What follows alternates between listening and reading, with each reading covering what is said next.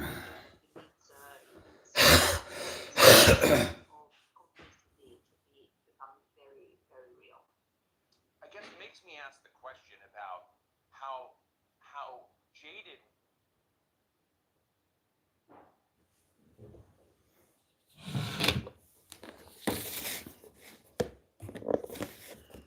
most of us that are watching this have our responsibility to better document and highlight these moral moments, not just when a celebrity chef.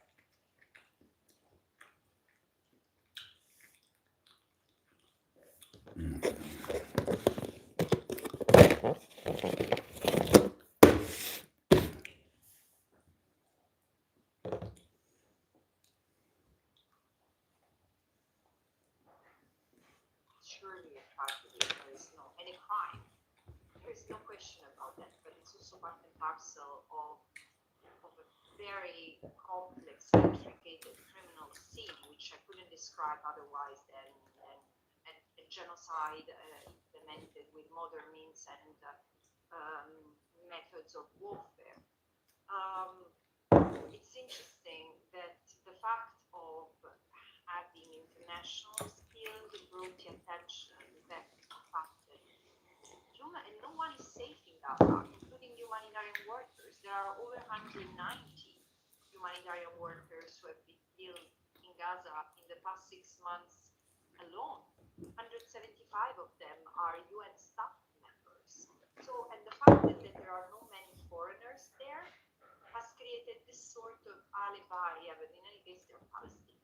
Yeah, they are Palestinians, academics, lawyers, human rights defenders, journalists, scientists, 13,000 children. I mean, it's so brutal, it's so monstrous that I really, I mean, I probably have given 300 interviews by now, and still every time I say how many children have died in this carnage, something inside me breaks because it's abnormal. So no, we don't get, I mean, some of us don't get used to this, but I do recognize the sort of immobilism of Western societies, and this is because we have privilege to thrive in, and it doesn't touch us, which speaks of our humanity. Because I mean, I've also often said this is the moment where everyone should give away a little bit of their own privilege and their own comfort, so that someone else doesn't have to renounce it all. And we are still there with this fight, existential fight about our humanity. You're a real expert on genocides and have studied other genocides, as we know from your report, Bosnia in the 1990s, the Rohingya in Myanmar. I'm reminded that about 30 years ago, the Rwanda genocide against Tutsis took place. And when I looked into the Rwanda genocide, I was surprised at the systematic planning that had previously occurred before that date on April 7th when that started. And then I was disturbed greatly by the slowness of global reaction, of bureaucratic reaction, and even at the United Nations, where the United Nations had been warned and told in advance of what was happening. The UN gave instructions not to do anything. I'm interested in that element of how this particular act in Israel Gaza compares to those. It does and it does not, in the sense that in many respects, I've learned through the past months also digging into genocidal or genocide-related literature that genocide never comes as unexpected. It never. It's not an act. It's a process. So it's not just the act of killing. It's the act of killing aiming to destroy a population.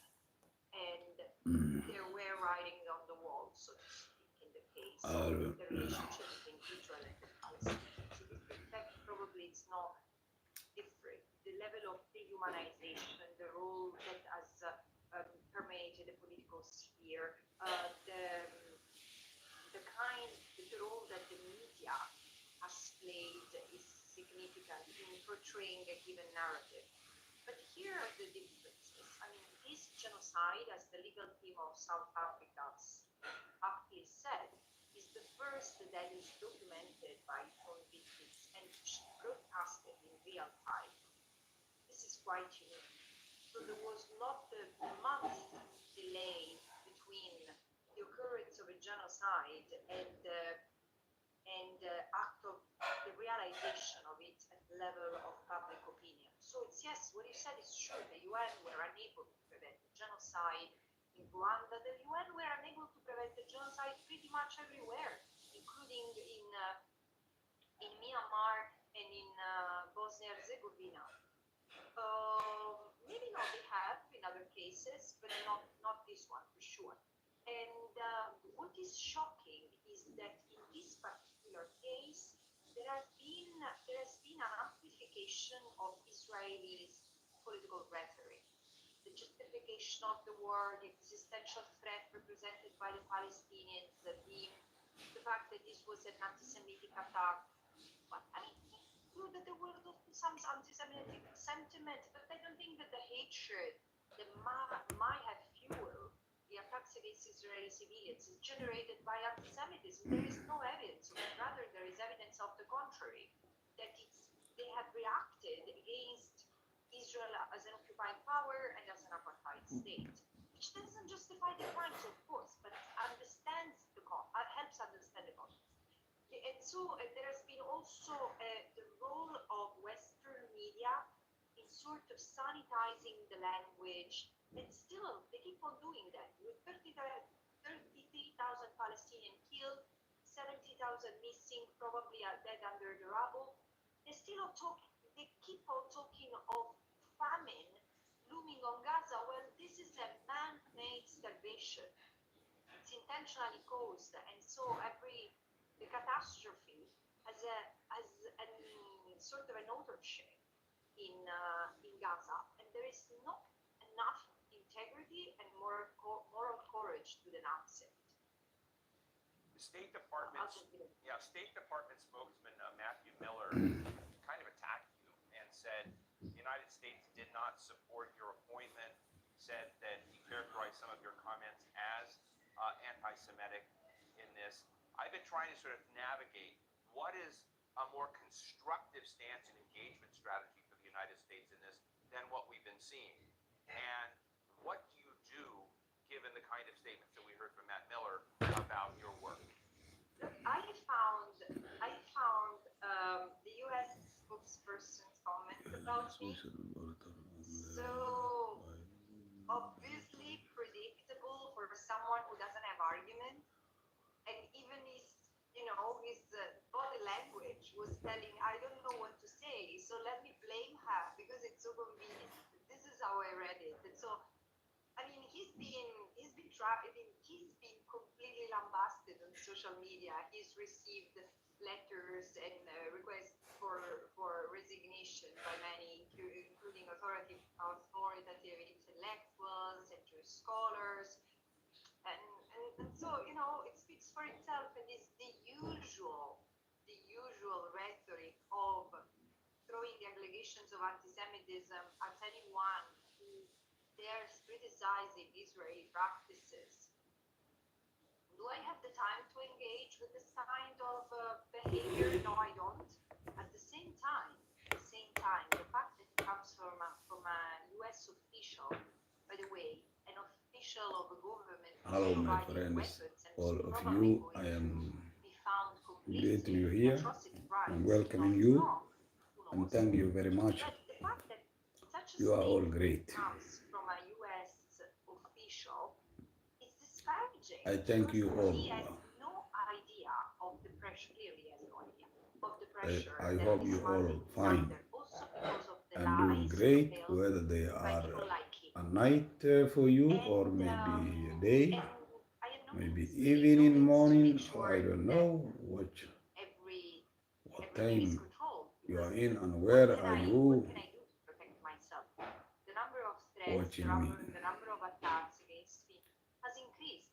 How do I navigate what is serious from what is not? It takes one insane person. You see what I mean? Right. So, well, let me ask you finally, one of the other things we saw was after concern that a few employees had been complicit with Hamas in UNRWA, and the United States and many other nations suspended support for UNRWA. And for those who don't know, UNRWA has this incredibly large footprint in social services throughout Palestine and in other parts of the region as well, supporting refugees in Jordan and Syria, etc. And I'm interested in whether the failure of the United States and Germany in particular to reverse their views on UNRWA, which is I look at it's got to be a vital part of like the next Palestine, whatever it is. How you see that at the moment? Many of the European nations that originally joined that boycott have since reversed themselves. And I'm interested in, from an international law perspective, is there some complicity or some crime in not supporting the UN institution and activity that delivers most aid, sustenance, medical supplies, schooling, etc., you name it, within Palestine? Yeah, I think there is margin to investigate وعليكم السلام. of soldiers' visibility of Okay, those thank you. trying to destroy Oslo. the only agency who has the capacity It is not far from me. to communicate in a sort of organized manner Hi. Gaza.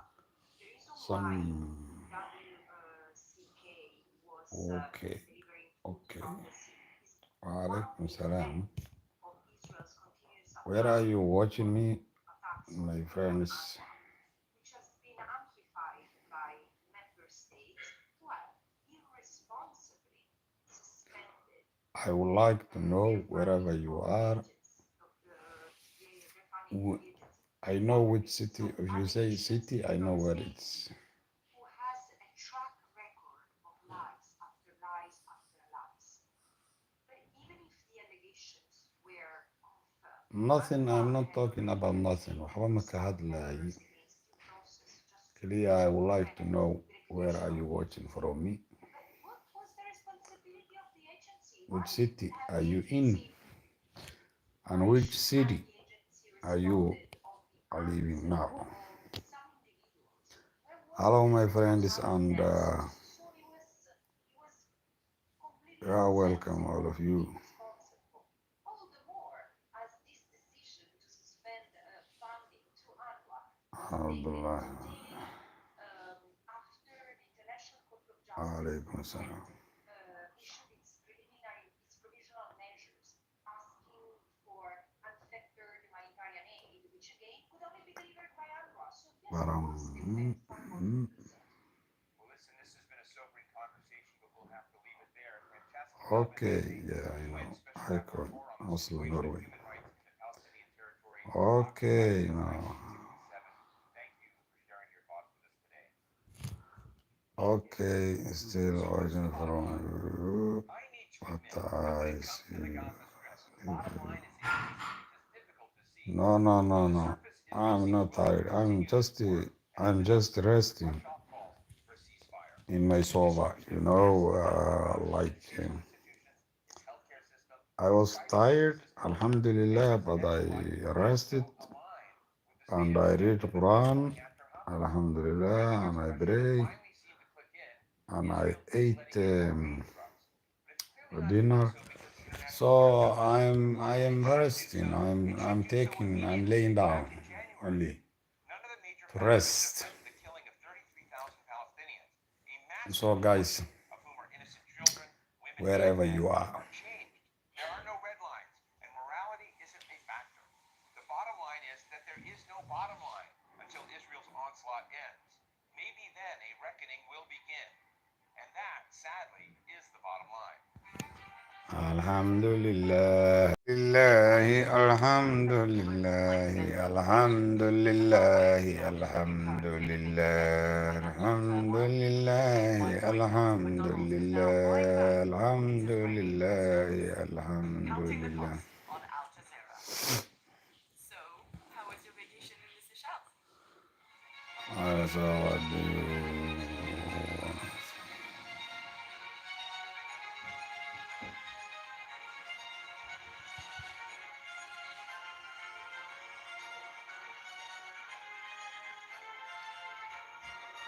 What do you? Okay. Mr. Somali Wayne Gule. What would you like me to talk about? What would you like me to talk about? Because I don't know the people in here, what are they interested? If you say talk about something, I may talk about. Yeah, I may talk about.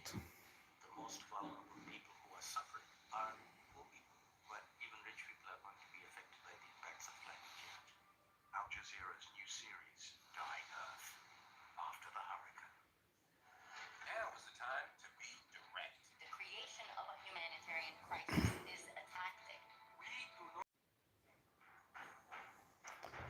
These are the Masahratis or drummers. If you like me to talk about City before dawn. one topic Increased Israeli or maybe military one presence. point, It's too dangerous. I may talk about, or maybe I may maybe discuss or like. Images of young Palestinians killed by Israeli forces. It's not just the lack of decorations. Usually during Ramadan, thousands of Palestinians and tourists will pour into the city, often to buy these seasonal sweets. The queues will be long and the streets bustling. Now look, it's easy to move around and the atmosphere is markedly different. The war in Gaza changed the situation in Nablus.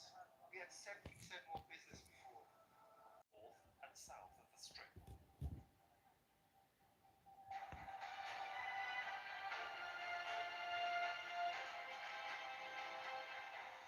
I'm Zahra, you're watching Al Jazeera live from our headquarters here in Doha. Also coming up, a Hezbollah commander has been killed in an Israeli drone attack in southern Lebanon. The waiting game continues. Israel's war cabinet meets again over how to respond to Iran's attack on Saturday. And we're on the front lines in eastern Ukraine.